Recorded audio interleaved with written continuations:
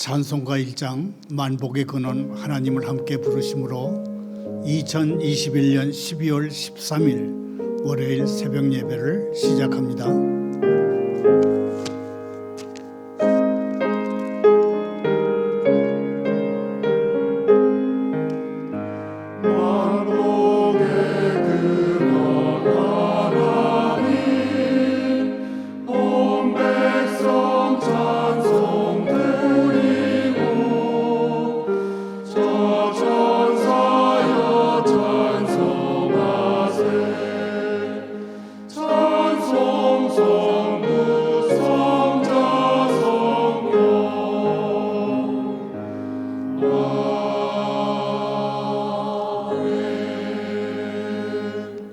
계속해서 540장 주의 음성을 내가 들으니 함께 부릅니다.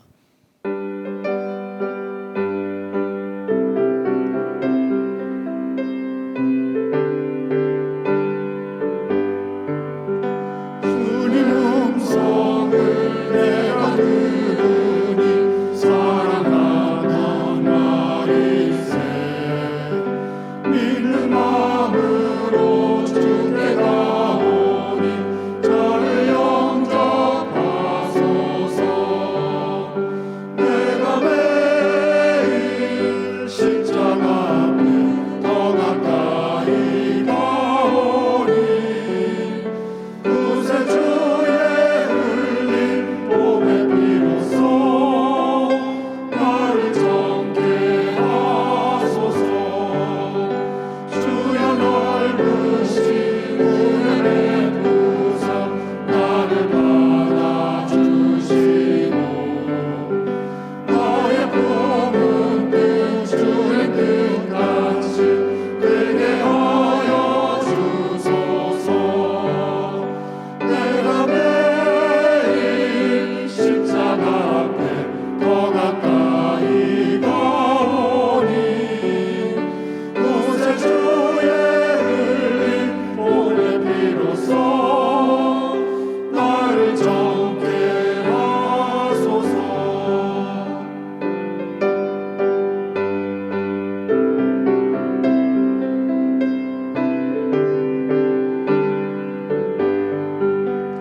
주님 보좌로 나아갈 때에 어찌하니 기쁠까. 주님 얼굴을 항상 배우니 더욱 친근합니다. 내가 매일 십자가 앞에 더 가까이 가오니 구세 주의 흘린 봄의 비로소 나를 정케 하소서. 우리 구주의 넓은 사랑을 증명할 자 없으며 주가 주시는 참된 기쁨도 헤아릴 수 없도다.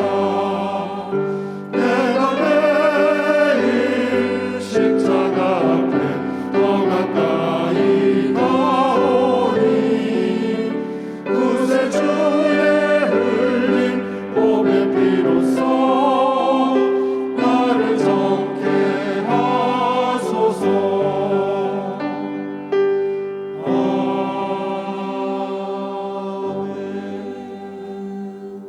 오늘 새벽에 보실 하나님의 말씀은 욥기 3장 14절부터 33절까지입니다. 교독합니다. 하나님은 한 번 말씀하시고 다시 말씀하시되 사람은 관심이 없도다. 사람이 침상에서 졸며 깊이 잠들 때나 꿈에나 밤의 환상을 볼 때에 그가 사람의 귀를 여시고 경고로서 두렵게 하시니 이는 사람에게 그의 행실을 버리게 하려 하심이며 사람의 교만을 막으려 하심이라. 그는 사람의 혼을 구덩이에 빠지지 않게 하시며 그 생명을 칼에 맞아 멸망하지 않게 하시느니라.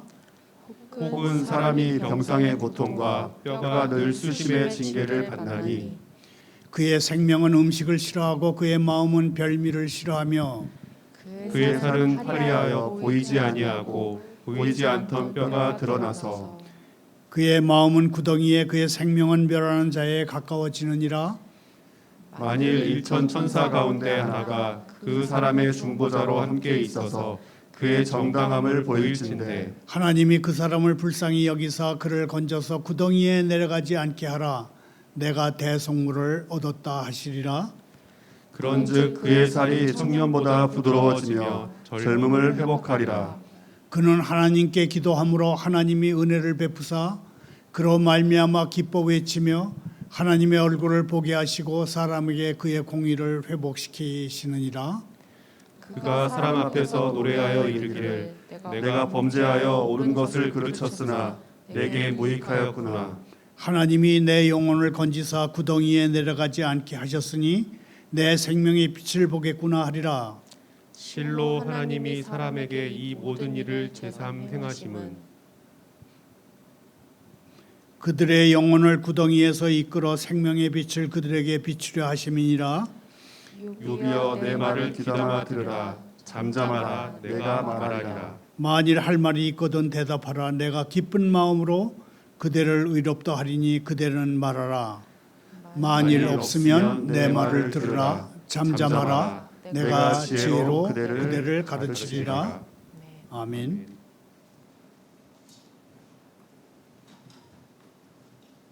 하나님 아버지, 애굽 사람들에게 내린 모든 질병 중에 하나도 저희에게 내리지 아니하시리라 하신 치료하시는 주님, 전염병과 전염병이 몰고 온 공포가 온 세상에 휘몰아치고 있지만 저희만큼은 마음을 높이 들어서 현재 처한 자리 너머를 보게 하옵소서.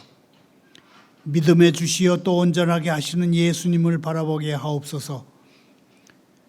주님의 복이 저희 삶 위에 머물게 하옵소서. 기대감으로 충만하게 하옵소서. 아직 최고의 날이 남아있음을 기억하게 하옵소서. 예수님의 이름으로 기도하옵나이다. 오늘의 설교 부제목은 젊음을 회복하리라입니다. 저는 이 부제목을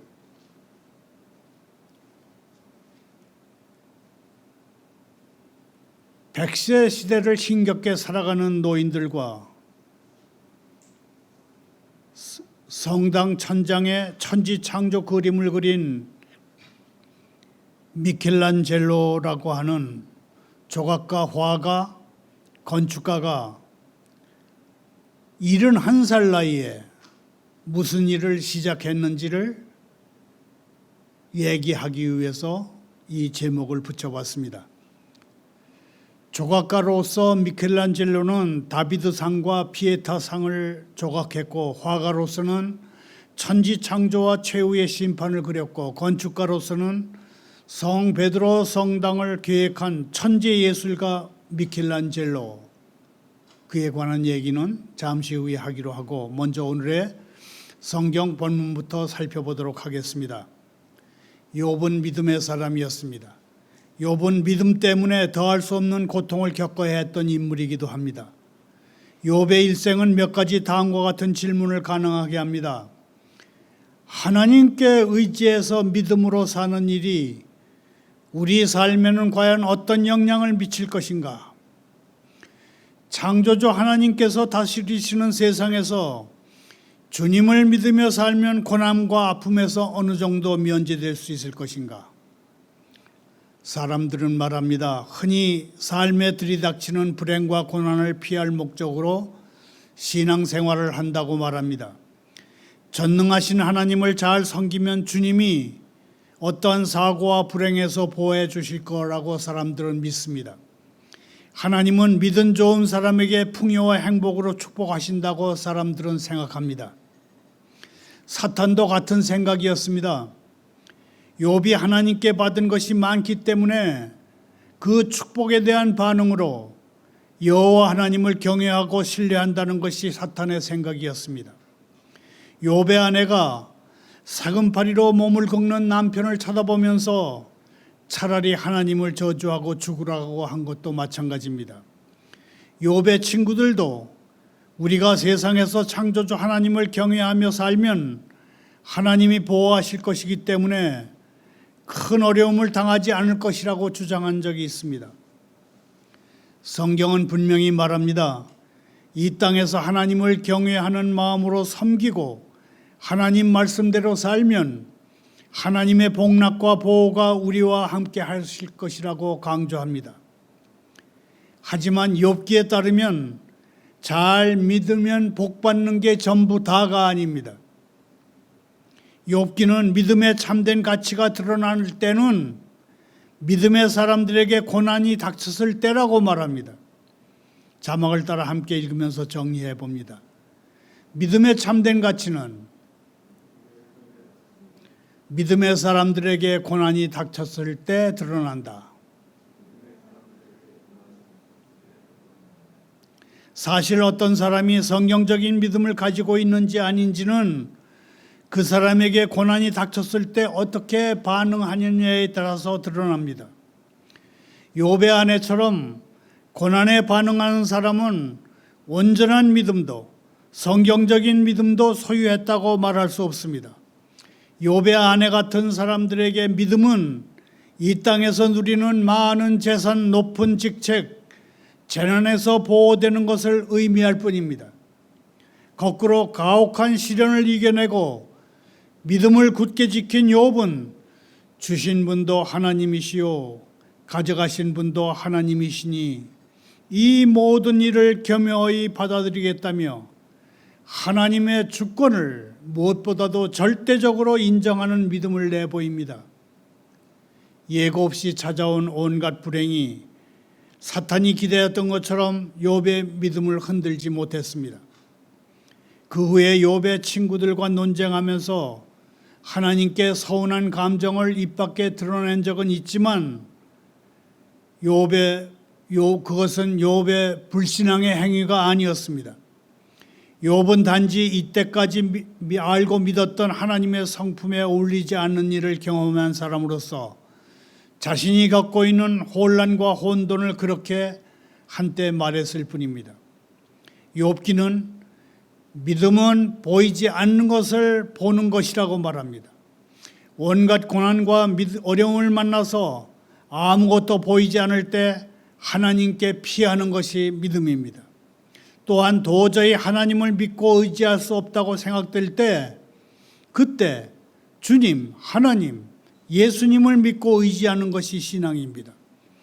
진실하고 신실하게 살던 욥의 세상이 한순간에 무너졌을 때 욥은 더 이상 하나님을 믿지 않기에 충분했습니다. 그러나 그는 도저히 믿을 수 없는 순간에 하나님을 믿었습니다. 주님이 욥에게 시련을 주신 목적은 이제까지와는 다른 관점에서 욥 자신을 볼 수 있게 하시기 위함이었습니다. 하나님이 시련을 주심으로 욥은 그가 시련을 당하지 않았으면 결코 발견할 수 없었던 자신의 인격적인 결함을 발견했습니다. 시련의 빛이 비침으로 욥은 벌거벗은 자신의 모습을 봤고 그보다 훨씬 강한 하나님의 영광스러운 존재의 빛을 받아서 욥은 벌거벗은 자신 속에 쌓여있는 먼지와 찌꺼기들을 다 떨어낼 수 있었습니다. 아마도 욥은 시련이 닥치기 전까지는 스스로 겸손하지 못했지만 이제는 겸손할 수 있었습니다. 나중에 욥이 친구들을 위해서 기도하는 것을 보면 그가 하나님의 은혜로 얼마나 겸손해졌는지를 알 수가 있습니다. 우리가 욥의 친구들 같은 친구들을 위해서 기도하려면 많은 은혜를 받아야 할 것입니다. 우리가 참된 친구들을 위해서 기도하는 것은 조금도 힘들지 않습니다. 그러나 욥의 친구들 같은 친구들, 지독한 말을 내뱉고 빗대서 저주하는 말을 하는 그런 친구들을 위해서 기도한다는 것은 결코 쉽지 않습니다. 그런데 욥에게 시련의 빛이 비치자 욥의 인격 안에 놀라운 온화함과 빛이 흘러나왔고 그의 영혼 속에는 풍성한 은혜가 흘러넘쳤습니다. 그의 영혼 속에 풍성한 은혜가 흘러넘치지 않았다면 욥은 친구를 무정하게 짓밟은 친구들을 지지하는 기도를 드리지 못했을 것입니다. 자, 보십시다. 욥은 노년에 이르러 자기의 허물을 깨달았고 그 허물을 벗어버렸습니다. 자기 허물을 깨닫고 벗어버렸을 때 이 위대한 노인은 자기를 위선자라고 몰아붙였던 사람들을 위해서 무릎을 꿇고 기도할 수 있었고, 그의 심령을 상하게 했던 사람들을 위해 기도할 수 있었습니다. 분명히 시련은 욥에게 하나님이 내리신 복락이었습니다. 그리고 그 시련을 통과하는 과정에서 사탄이 진짜 거짓말쟁이라는 것도 알았습니다. 그리고 그 시련의 불이 꺼졌을 때 족장 욥은 보석처럼 전보다 더 밝고 빛나는 모습으로 그의 신앙 인격을 단련시킨 풀무에서 걸어 나올 수 있었습니다. 오늘의 성경 본문 욥기 33장 14절부터 33절까지는 욥의 친구 엘리후가 넌지시 욥을 빗대 장황한 훈계를 하는 그 훈계 내용입니다. 엘리후는 먼저 하나님은 어떤 면에서 사람과 다른 분이신지를 설명합니다. 첫째, 하나님이 말씀하시고 안 하시고는 하나님 자유이며 주님의 고유한 주권의 일부라고 얘기합니다. 맞습니다. 그러므로 하나님은 사람의 모든 말에 대답하실 필요가 없습니다. 또한 하나님이 대답하시지 않으신다고 해서 인간이 하나님의 침묵에 문제 제기를 할 수 있는 것도 아닙니다. 그런데도 욥은 마치 하나님이 자기와 같은 사람처럼 생각하는 잘못을 범하고 있다고 친구라는 사람이, 이 젊은 친구 엘리후가 말합니다. 둘째, 하나님은 같은 것을 여러 차례 말씀하시기도 합니다. 아담 시대부터 하나님의 음성을 들은 사람들은 헤아리기가 어려울 만큼 많습니다. 심지어 사무엘은 아주 어려서부터 하나님의 음성을 들었습니다. 문제는 사람이 하나님의 말씀에 관심이 없다는 사실입니다. 이럴 경우 욥처럼 하나님이 침묵하신다고 억지를 쓸 것이 아니라 자기 스스로를 돌아다 봐야 한다는 것입니다. 셋째, 하나님은 꿈과 환상을 통해 말씀하시기도 합니다. 아비멜렉, 야곱, 라반, 솔로몬, 이사야 같은 사람들에게서 알 수 있었듯이 하나님은 착한 사람, 악한 사람, 이방인, 하나님의 종을 구분하지 않으시고 필요하시면 꿈에 나타나서 말씀하셨습니다. 하나님의 말씀은 사람의 악한 행실과 교만을 막으려는 창조주의 경고입니다.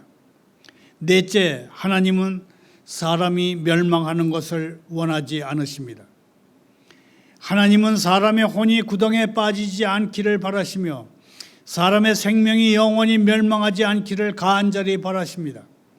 사람이 멸망하지 않게 하시기 위해서 하나님은 때로는 질병으로 사람을 징계하십니다.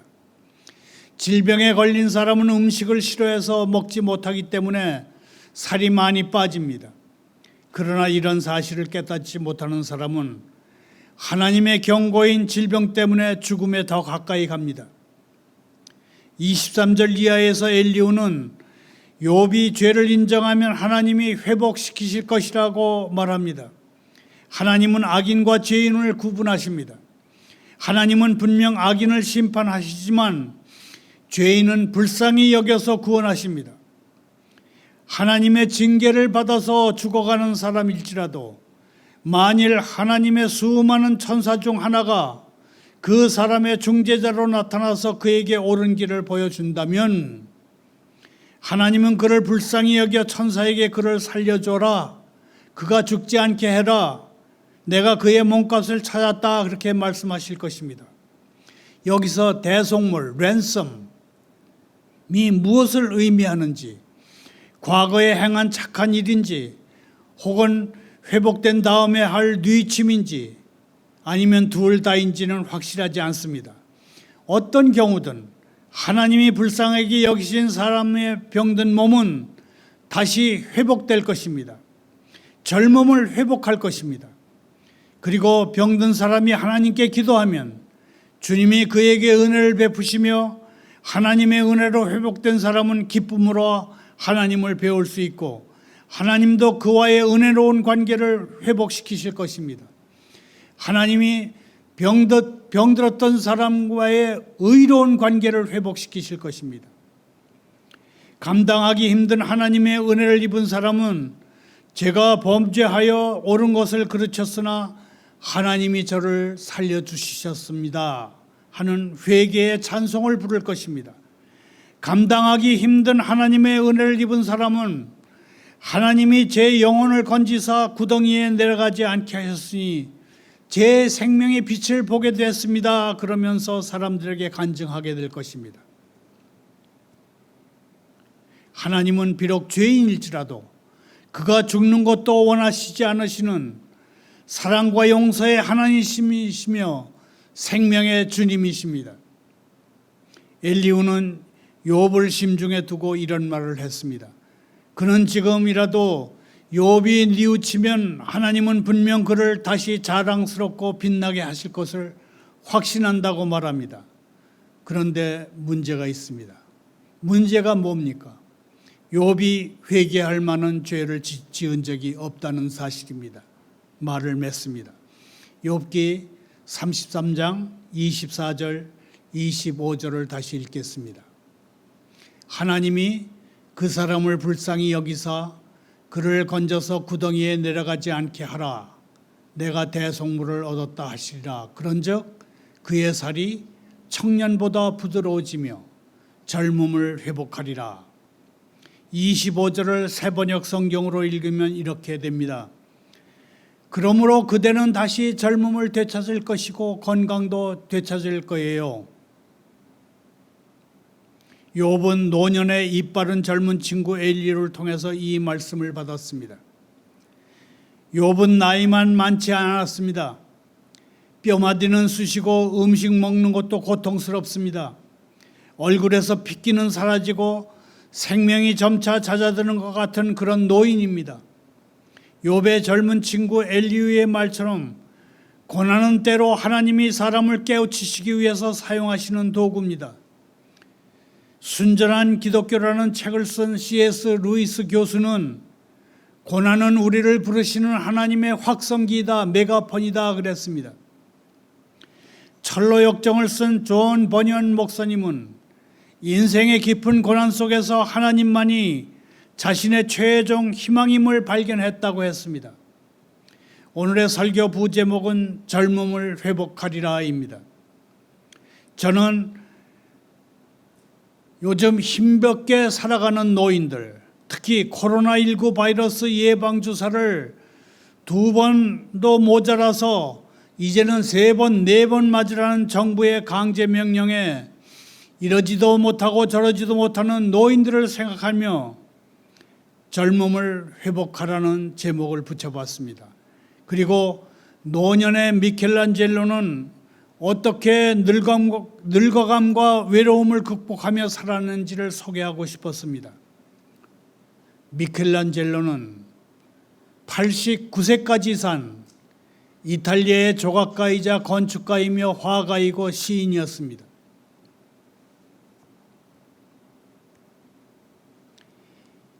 (20대에는) 십자가에 돌아가신 예수님을 안고 슬퍼하는 마리아를 조각한 피에타 상을 조각했고, 소년 다윗을 조각한 다비드 상을 제작했습니다. 50대에는 메디치 예배당 조각을 제작했고 60대에 이르러서는 시스티나 예배당의 그 유명한 천장화, 천지창조와 벽화 최후의 심판을 그려 명성을 떨쳤습니다. 미켈란젤로가 71살이 됐을 때 그가 태어나서 처음으로 할 일이 없게 됐고 미래에 대한 기대도 없었습니다. 그때 40년간 건축 중이던 성 베드로 성당 건축 책임자가 죽고 노년에 71살의 미켈란젤로가 최고 건축가로 부임했습니다. 미켈란젤로는 이 대성당의 설계도를 확 바꾸었습니다. 최고 건축 책임을 맡은 지 13년째 되던 해 그의 나이 84세일 때 대성당의 상징인 둥근 지붕을 설계했습니다. 이 대성당 완공에는 150년이 걸렸습니다. 이 건물 역사에서 미켈란젤로가 차지하는 시간적인 비율은 12% 남짓합니다. 나머지 88%를 그가 책임지거나 통제하지 않았는데도 미켈란젤로는 성 베드로 대성당 설계자로 역사에 남았습니다. 최근에 번역돼 나온 미켈란젤로 생애 마지막 도전, 그런 제목의 책에서 저자는 미켈란젤로가 대성당 설계인으로 역사에 남게 된 이유를 만년의 고독에서 찾았습니다. 노년의 고독이 이 위대한 작품을 만들게 됐다, 그렇게 얘기합니다. 그러면서 이렇게 말합니다. 성 베드로 대성당은 예술가가 맡은 최후의 임무였고 노령, 절망, 죽음에 굴하지 말아야 할 최선의 이유를 제공했다. 미켈란젤로는 대성당 건축 책임을 맡은 뒤에 조카에게 쓴 편지에서 하나님이 나를 여기에 두신 것이라며 성 베드로 대성당에서 실패하지 않을 것이고 나 자신도 실패하지 않을 것이라고 했습니다. 50년, 60년이 걸려야 이루어지는 성숙도 있습니다. 독일 철학자 니체는 너의 열매는 무르익었지만 너는 내 열매에 걸맞게 성숙하지 못했다, 그렇게 말한 적이 있습니다. 신체적 쇠락이 천재성과 공존할 수도 있습니다. 그리스 철학자 플라톤은 정신의 시력은 신체의 시력이 떨어지기 시작할 때야 비로소 예리해진다, 그렇게 말했습니다. 우리 모두는 공평하게 한 살씩 늙어갈 것입니다. 늙음을 불쏘시개 삼아서, 늙음을 에너지 삼아서 최후의 미션에 도전한 예술가 미켈란젤로 이야기가 나이 먹는 것이 서글픈 이들 모두에게 위로가 될 수 있기를 소망합니다. 꿈을 잡고 정진할 수 있기를 소원합니다. 감사합니다. 기도합니다. 하나님 아버지, 아들 예수님을 주셔서 한없이 감사드립니다. 즐거이 예수님을 신뢰하고 주님의 말씀을 그대로 믿습니다. 저희 신체의 쇠퇴와 가정과 직장의 압박감, 설명할 수 없는 사건, 풀리지 않는 신비를 주께 내려놓습니다. 저희 힘으로 이룰 수 없는 마음의 소원에 대해서도 주께 내려놓습니다. 저희가 저희 자녀에게 주님을 사랑한 부모로, 조부모로 기억되게 하옵소서. 저희 자녀가 자라나서 주님을 존중할 줄 알게 하옵소서. 저희처럼 저희 자녀들도 주님을 영원토록 깊이 믿고 의지하게 하옵소서. 길을 잃은 지 오래인 세상에서 저희가 그리스도를 위해 살아가는 본을 보이게 하옵소서.